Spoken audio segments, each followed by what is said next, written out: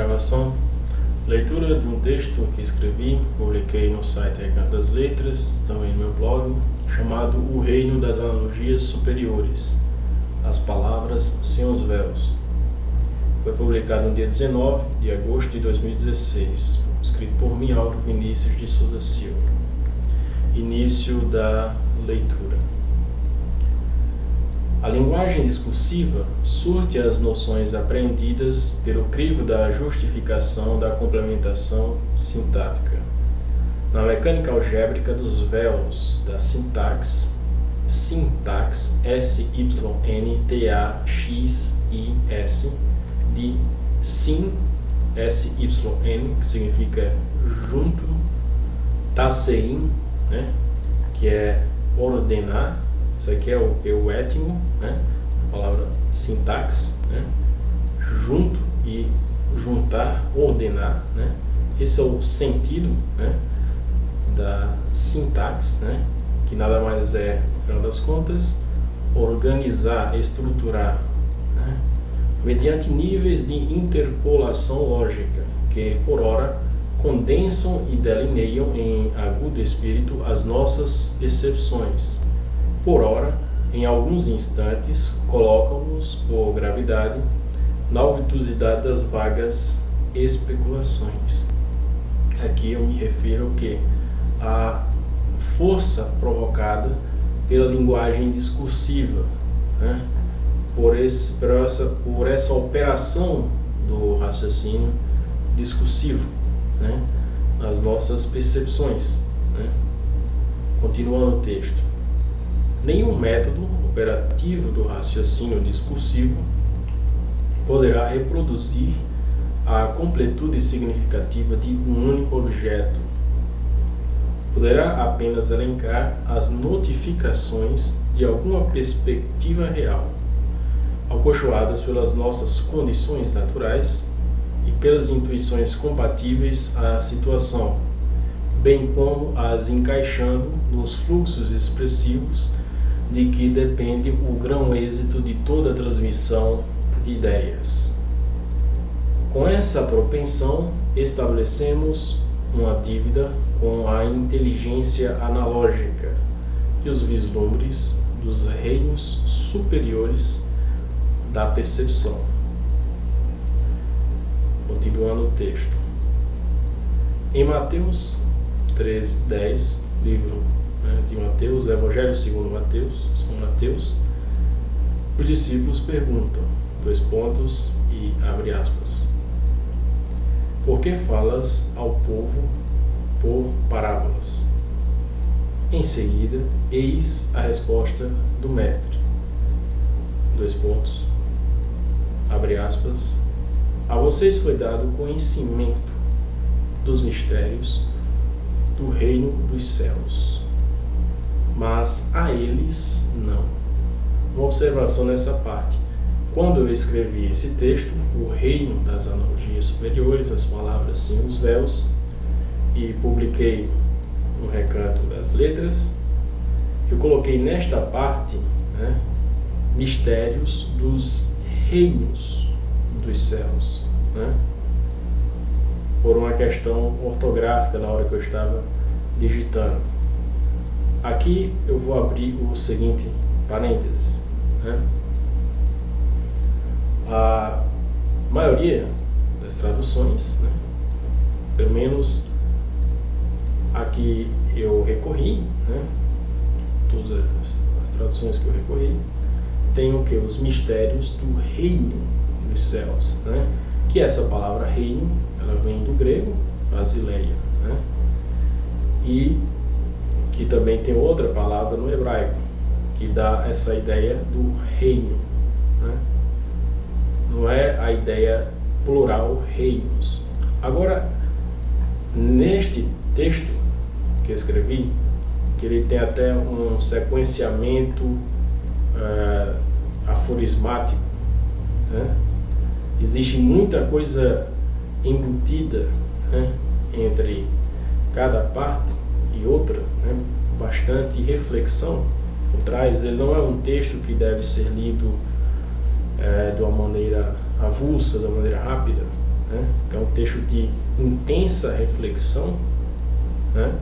E que começa até com um perscrutar filosófico, né? Ao criar, né? todo um preparo para entendermos as coisas, né? A partir da maneira como costumamos, né? Ter, né? O aprendizado, isto é, pela linguagem discursiva, né? E a relação dessa linguagem discursiva com as nossas percepções e com a inclinação, né, simbólica, né, do homem, né? E a questão do símbolo, né? Que o símbolo ele nos remete a algo que nos ultrapassa, né? A relação que temos com aquilo que o símbolo está expressando, né? Uma relação imediata, intuitiva, mas uma relação que tem diversos níveis, diversos graus de intuição, de imediação, né? Por exemplo, o símbolo de uma cruz, o símbolo de um pentagrama ou qualquer que seja, para um leigo e para uma pessoa instruída, terão percepções bem distintas, né? Agora, há uma certa assimilação mais fácil quanto ao símbolo para abarcar um contingente de pessoas. É como se o símbolo ele já tem em sua natureza um orientar universal, né? E que todos que virem uma cruz terão uma percepção que na maioria das vezes é adequada com o que está sendo expressado ali. Não é a linguagem discursiva estritamente ordenada, com um conceito estritamente canalizado para fins da verbalização, que tem sempre uma pretensão prática, né? Aí aqui tem a questão do símbolo, né? Quando eu escrevi, eu coloquei reinos dos céus, mas a tradução bíblica diz o que? O reino dos céus, ou o reino de Deus, né? Mas, continuando, irei ainda aumentar esta explicação para mostrar que a maneira como eu estou escrevendo esse texto, né, quando eu coloco esta parte do livro, né, do Evangelho segundo São Mateus, é para mostrar que existem diversos níveis de intuição, né? E que essas intuições têm a ver muito, a qualidade delas, com nós, né? Não com aquilo que é externo, né?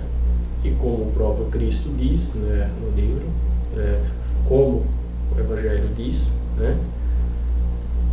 O reino de Deus, ele habita em cada um de nós, né?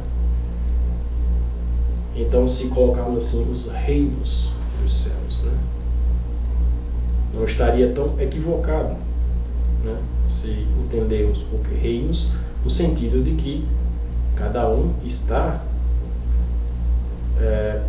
com essa oportunidade de encontrar o próprio reino de Deus a partir de sua própria experiência, daquilo que vai se revelando gradualmente em sua vida e que tem a ver com seu contexto pessoal, né?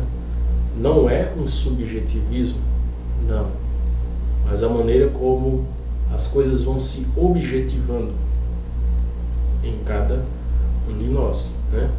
E esses reinos, né, são o quê? São os reinos da percepção superior, né? Eu traço esse paralelo, né, ao colocar essa parte do livro do Evangelho segundo São Mateus. E como a tradução diz que é o reino dos céus, né, fiz a reedição, apenas isso, né, para não deixar dos reinos dos céus. Aqui nesse trecho, a atenção natural rapidamente repercute em nós a clara distinção entre a revelação direta dos mistérios, né, que os mistérios sendo ditos pelo próprio Cristo, né, e o conhecimento analógico de Ana, de acordo, logos, palavra. Novamente, palavra aqui pode ser também visto como razão, né?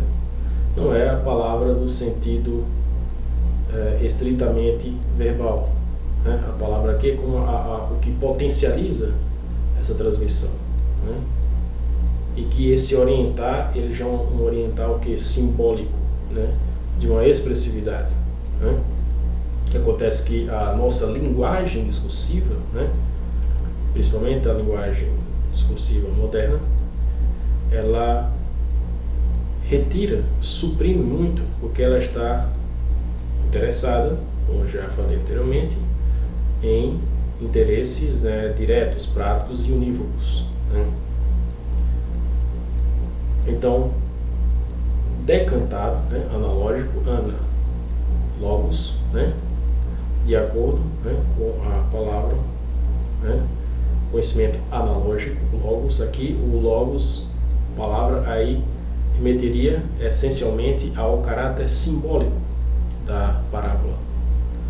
Decantado nas relações entre os símbolos, de simbolon, sim, que é junto, né, baleim, lançar, né, aquilo que é lançado pelo próprio símbolo, né, pelos símbolos que estão na parábola, né. Nisso já estava lançada o que é a semente da parábola, porque a quem tem o conhecimento em terra fértil, né, lhe será dado, e este terá em grande quantidade, como diz o Evangelho nessa parte. De quem não tem, até o que não tem será tirado. Aí aqui fecha aspas, essa aqui é a parte do Evangelho, né, no capítulo 13, versículo 12. Continuando o texto. Cabe então a nós entendermos o que acreditamos possuir, né? O que nós temos como representações daquilo que nos transcende, né? Como é que nós canalizamos toda essa postura de nossa consciência perante aquilo que nós acreditamos possuir, que nada mais é aquilo que nós acreditamos entender que temos, né, por um vínculo espiritual, né, por aquilo que está nos ultrapassando, né, porque todo ser humano ele tem essa inclinação natural, e isso não tem como, não há uma necessidade de demonstração, né? A necessidade de demonstração ela é até redundante, né? É apenas para fins da linguagem discursiva, para nós encaixarmos numa certa sequência de dedução, de comprovação, né, de um determinado método, né, linguístico, né, de entendimento, né? Mas essa orientação ao transcendente está aí, é inevitável. Obviamente, algumas pessoas elas podem não acreditar em determinadas coisas, mas elas devotam essa energia interna delas a algum signo externo, né? Pode ser a natureza, né? Pode ser o próprio homem, né, na história, né? E podem cair num certo abstracionismo que vai sendo uma espécie de, esse abstracionismo vai sendo uma espécie de, não é bem um consolo, uma consolação, mas um preenchimento daquilo que eles não, essas pessoas que não acreditam, por exemplo, acreditam em Deus, não acreditam em algo que seja além da percepção sensorial, né, acabam tomando para não estarem dissociadas, né, com os demais, né, os demais animais, né, que eles não apresentam isso aí, mas os próprios animais eles têm alguma pequena inclinação, porque todo ser vivo ele tem o quê? Ele tem uma característica anímica, né, que o faz em algum grau de consciência reconhecer as suas próprias ações, não como o ser humano, que é o único que consegue reconhecer isso, tem essa possibilidade de reconhecer, né?